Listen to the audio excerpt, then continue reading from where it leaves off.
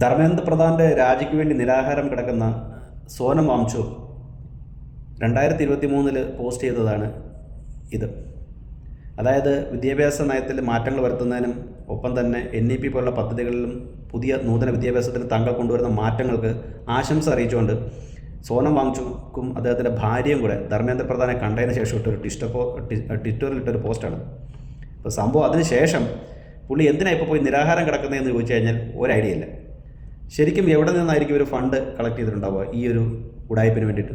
ഫണ്ടില്ലാതെ പറ്റത്തില്ല. ടാർപ്പളിന് ഇടണമെന്നുണ്ടെങ്കിലും ആഹാരം കൊടുക്കണമെന്നുണ്ടെങ്കിലും അത്രയും ദിവസം അവിടെ കൂടണമെന്നുണ്ടെങ്കിലും ഫണ്ടില്ലാതെ പറ്റത്തില്ലല്ലോ. പിന്നെ അഭിജിത്ത് ദിപ്രയ്ക്ക് താടിയൊക്കെ ഒന്ന് സെറ്റ് ചെയ്യണമെന്നുണ്ടെങ്കിൽ ഷേവൊക്കെ ചെയ്ത് സെറ്റാക്കണമെങ്കിൽ ഇടയ്ക്കിടയ്ക്ക് ഹോട്ടലിൽ താമസിക്കണമെന്നുണ്ടെങ്കിൽ പ്രത്യേകിച്ച് പണിയൊന്നുമില്ലാത്ത ആൾക്ക് പൈസ എവിടെ നിന്നാണ് കിട്ടുന്നത്?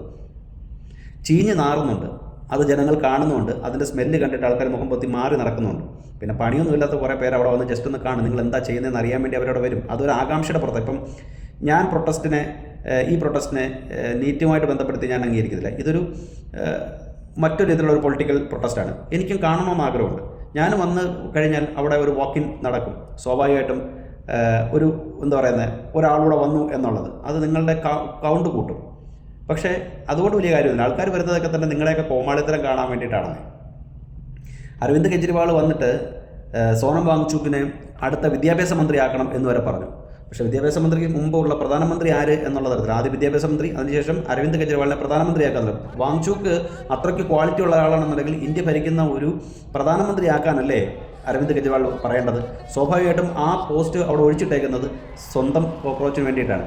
അതിൻ്റെ കൂട്ടത്തിൽ വാങ്ചുക്കിനെ കാണാൻ വരുന്ന അരവിന്ദ് കെജ്രിവാൾ കൈവീശി കാണിക്കുമ്പോൾ ഒരു മുതിർന്ന രാഷ്ട്രീയക്കാരനെ പോലെ ഈ അമേരിക്കയിൽ നിന്ന് പാർട്ടിയായിട്ട് വന്ന അഭിജിത്ത് ദിപ്കെ കൈവീശി കാണിക്കുന്നുണ്ട്. അതായത് ഈ പറയുന്ന ജനങ്ങൾക്ക് വേണ്ടിയിട്ട്, ഏത് ജനങ്ങൾക്ക് വേണ്ടിയിട്ട്? അവിടെ കൂട്ടം കൂടിയിരിക്കുന്ന കുറച്ച് യങ്സ്റ്റേഴ്സിന് വേണ്ടിയിട്ട്. അതാണോ ഇന്ത്യ? അല്ല. ഇന്ത്യക്ക് വേണ്ടി കാര്യങ്ങളൊക്കെ ചെയ്യാൻ ഇവിടെ ആൾക്കാരുണ്ട്, അവരത് കൃത്യമായിട്ട് ചെയ്യുന്നുണ്ട്. അവിടെ കിടന്ന് അവസാനം തട്ടിപ്പോവാതെ ആ പാവം പിടിച്ചവനെ പറഞ്ഞു വിടുന്നതായിരിക്കും നല്ലത്. അണ്ണാ ഹസാരെ വെച്ച് എന്തായാലും ഒരു മുഖ്യമന്ത്രി പദവി എത്തി, ഒരു പാർട്ടിയുടെ ഒരു ഡെവലപ്മെൻറ്റും ഉണ്ടാക്കി. പക്ഷേ ആ പാർട്ടി പൊളിഞ്ഞ് പാളീസായെന്നുള്ളത് ഡൽഹി ഇലക്ഷനോടുകൂടി നമ്മൾ മനസ്സിലാക്കി. പഞ്ചാബിൽ ഇപ്പോൾ കുറച്ചുണ്ട്, അവർക്ക് കുറച്ച് കഴിയുമ്പോൾ മനസ്സിലാവും.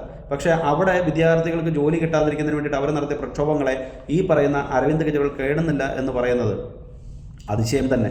എന്തായാലും പുതിയ പാർട്ടിക്കും അതിൻ്റെ ഒറിജിനൽ നേതാവിനും എല്ലാവിധ ഭാവുകങ്ങളും നേരുന്നു.